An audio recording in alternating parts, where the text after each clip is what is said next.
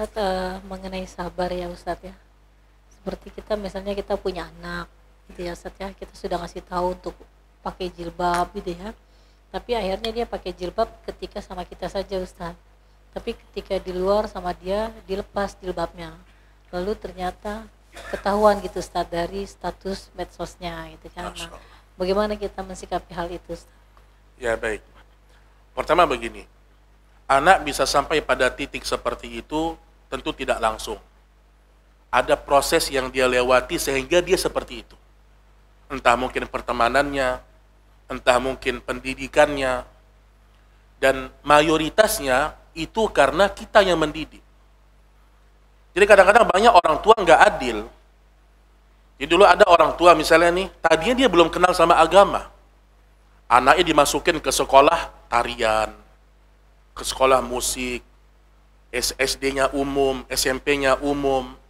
Terus ketika anaknya SMA, orang tuanya dapat hidayah. Terus buru-buru ingin anaknya segera juga pakai jilbab. Gak bisa. Kita dulu yang membuat dia seperti itu. Cuman kita dapat hidayah belakangan, dia belum. Kita sabar.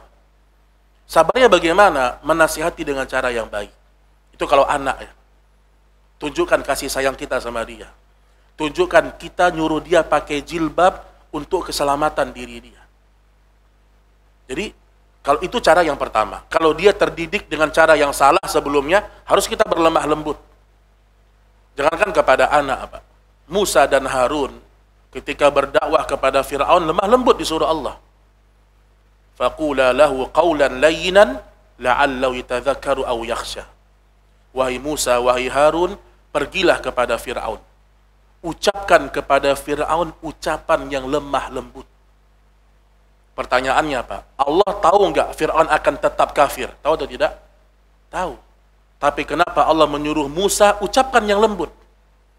Allah ingin mengajarkan pendidikan dalam dakwah di situ. Itu kepada Fir'aun, Pak. Anak kita Fir'aun enggak? Hah? Anak kita masih sholat, Masya Allah. Mungkin dia masih bakti sama kita, cuman dia belum maksimal dalam berjilbab. Maka kita panggil, nasihati dengan cara yang baik. Doakan. Mudah bagi Allah, Pak. Anak kita sekarang, kita suruh jilbab, nggak mau dia berjilbab. Tapi kita jujur dalam niat kita, saya ingin anak saya berjilbab, ya Allah. Kita bangun malam sebagai orang tua, tempuh jalan-jalan yang tidak mayoritas manusia tempuh. Ini kan urusan hati nih, Pak. Anak yang tadinya nggak mau berjilbab, kita doa, minta sama Allah, kita ikhlas, besok pagi dia minta sendiri berjilbab. Ini masalah urusan hati. Kalau sudah urusan hati, Allah yang menggenggam hatinya manusia. Tugas kita hanya berikhtiar. Ya tadi sampaikan dengan cara yang baik. Nah, jadi jangan terlalu keras, karena ada sebagian orang terlalu keras.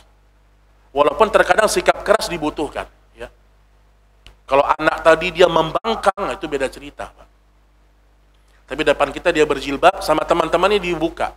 Nasihatin dulu dengan cara yang baik. Tapi kalau dia menantang kita, menantang agama Allah, itu beda cara dakwah kita. Makanya penting menanamkan ilmu kepada anak kita.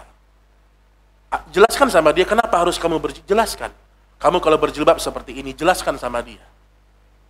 Jelaskan, apa fungsi jilbab itu apa. Kemudian juga terkadang anak tidak mau berjilbab karena lingkungan, Pak. Lingkungan. Mungkin teman-temannya tidak berjilbab. Tapi kalau anak kita di sekolah Islam, di sekolah yang memang sudah biasa orang berjilbab, gampang.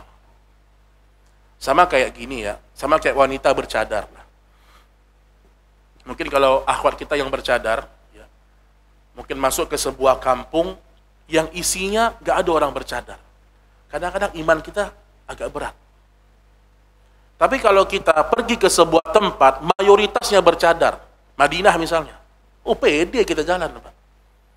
Di Madinah, justru orang yang nggak pakai jilbab atau yang nggak pakai cadar kadang-kadang jadi bingung.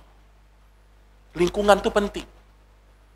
Jangankan itu, Pak. Di kota Arab Saudi, perempuan pakai baju warna-warni kadang-kadang aneh, Pak. Bukan artinya warna tidak masalah dalam agama, tapi memang yang paling penting lebar, tidak terawang.